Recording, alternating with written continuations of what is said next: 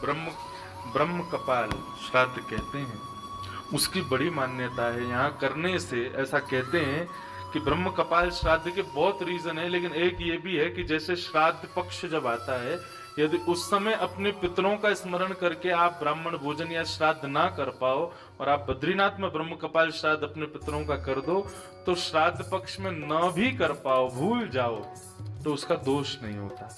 वैसे तो देखो, पितृ कभी दोष हमको देते नहीं है, लेकिन ये जो पितृ दोष शब्द है, इसका अर्थ क्या होता है सुनो। ये संसारिक दुखालय है, यहाँ पर हमारे जीवन में ना चाहते हुए भी दुख आएंगे ही आएंगे, लेकिन जब हमारे पितृ हमें छोड़ के चले जाते हैं, ठाकुर जी के पास विराजते हैं, तो वे हमारी थोड़ी सी ठाकुर जी से प्रार्थना करते रहते हैं, ये हमारा नाती है, ये हमारा परिवार का ये बालक है, ये इस पर भगवान थोड़ी कृपा करना। मतलब श्राद्ध का मतलब श्रद्धा, हम अपने पितरों में श्रद्धा रखते हैं तो पितृ प्रसन्न हो जाते हैं। अरे देखो, अब भी मुझे याद करता है, तो पितृ क्या करते हैं, छाता लगा के खड़े रहते हैं। जितनी भी आपत्ति विपत्तियां आपके ऊपर आने वाली होती हैं, वो 100% में से केवल और केवल 10-25% रह जाती हैं। बाकी की जितनी भी आपत्तियां विपत्तियां हैं, सबको पितृ नष्ट कर देते हैं, आने नहीं देते आपके ऊपर। लेकिन जब व्यक्ति श्राद्ध पक्ष में अपने पितरों का स्मरण नहीं करता, उनके लिए तर्पण आदि नहीं करता, उनके प्रति श्रद्धा नहीं रखता, तो पितरों को देवता कहते हैं। ले, तेरे परिवार का आदमी तुझे याद करता नहीं, तू पूरे दिन कहता है कि उसके ऊपर कष्ट मत देना, उसको ये मत देना, तो भगवान वो पितृ कहता है क्या करूं, बोले इसको छोड़, हाँ इसके मन से निकाल इसको, तू हमारे संग ही रहना शुरू कर। तो पितृ क्या करते हैं, जो छाता लेके बेचारे हमारे ऊपर संकटों को रोकते हैं, पर कहते हैं जब इसको मेरी याद ही नहीं है, इसको मेरे से कोई काम ही नहीं, तो फिर मैं भी क्यों रक्षा करूं। पितृ चले जाते हैं। फिर जब हम पे आपत्ति आती, फिर हम कहते अरे पितृ दोष हो गया, पितृ नाराज हो गए। पितृ नाराज नहीं होते, वो चले जाते। ब्रह्म कपाल श्राद्ध करने से पितृ दोष हो, पितरों का कोई भूल चूक हमसे हो गई हो, आदि आदि और भी कई सारे उसके लक्षण हैं, वो सब नष्ट हो जाते हैं। और सबसे बड़ी बात, ब्रह्म कपाल श्राद्ध होते ही हमारे पितृ यथावत, हम तो विश्वास मानते हैं कि हमारे पितृ स्वर्ग में हैं या वैकुंठ में, जहां भी हैं, लेकिन असलियत किसको पता। लेकिन ब्रह्म कपाल श्राद्ध एक मोहर है कि हाँ तुम्हारे पितृ गए अब वैकुंठ, अब वो वैकुंठ में ही विराजेंगे। इसलिए उस श्राद्ध का भी क्रम आप में से जो चाहें ब्राह्मणों को बोल देना, तो ये लोग आपको समय बता के उसके अनुसार जो व्यवस्था होगी, गंगा किनारे जाके वो श्राद्ध होगा। मैं भी एक दिन, वैसे तो पिताजी माताजी वही पिताजी ही कर सकते हैं, लेकिन फिर भी आज्ञा लेके जो जैसा ब्राह्मण देवता बताएंगे, यदि संभव होगा तो पितरों का स्मरण तो हम कर ही लेंगे। तो ये सब भी यहाँ होता है।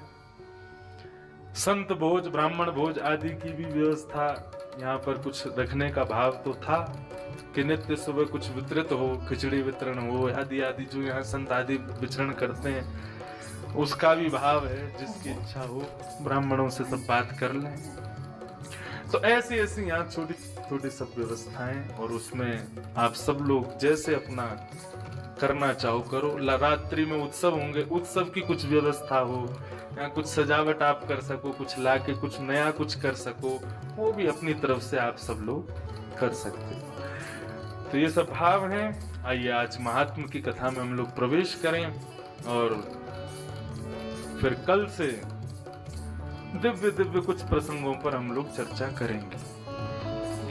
श्रीमद् भागवत का प्रथम श्लोक बंधुओं मेरे साथ इस भूमि पर जरूर गालो।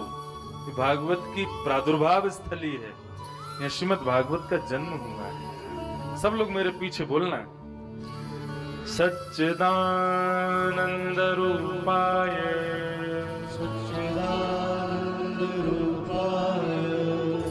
विश्वोत्पत्त्यादि हेतवे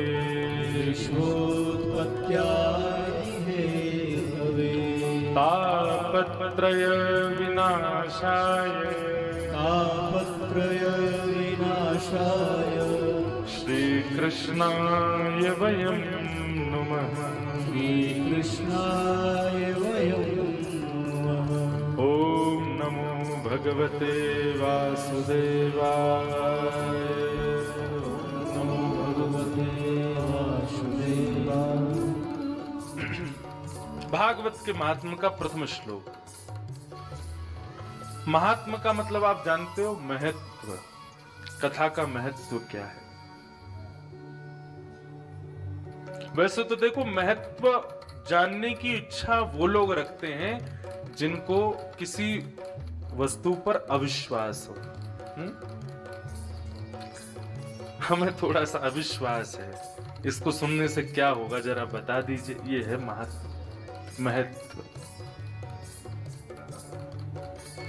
लेकिन हम महत्व इसलिए भी श्रवण कर रहे हैं ताकि भागवत जी की उज्जवलता, भागवत जी का जो प्रकाश है, भागवत जी का जो बल है, वो हम उससे और अवगत हो जाएं, हम उसे और जान लें। इसलिए हम श्रवण करेंगे महात्मा। हम लोग इसलिए नहीं सुन रहे क्योंकि हमारा विश्वास है, हम इसलिए सुन रहे हैं कि हम बल को सुनकर के और आनंदित हो जाते हैं। भागवत जी का ऐसा बल है। तो भागवत के सर्वप्रथम श्लोक में भगवान का परिचय दिया गया। भगवान कौन है? सच्चिदानंद रूपाय। भगवान के 3 रूप हैं, सत, चित और आनंद। सर्वप्रथम ठाकुर जी सत्य स्वरूप हैं, इसलिए प्राणी मात्र के भीतर भगवान विराजमान हैं। ये बात गीता में भगवान कहते हैं कि मैं सबके अंदर बैठा हूं, लेकिन ये घटित कैसे होती है, ये हमको पता कैसे चले ठाकुर जी हमारे भीतर बैठे हैं? तो भगवान का प्रथम स्वरूप है सत्य। और हम लोगों की स्थिति कैसी? हम झूठ बोल सकते हैं दूसरे से, लेकिन सुन नहीं सकते। हम दूसरे को झूठ कह सकते हैं, लेकिन जब खुद की सुनने की बारी आती है, हमसे झूठ सुना नहीं जाता। और पता चल जाए कि इसने मुझसे झूठ बोला तो महाराज अपने क्रोध की सारी सीमाएं पार कर देते हैं। क्यों? इसने मुझसे झूठ बोला कैसे? तुम्हारे भीतर कौन है जो उसको स्वीकार नहीं करता?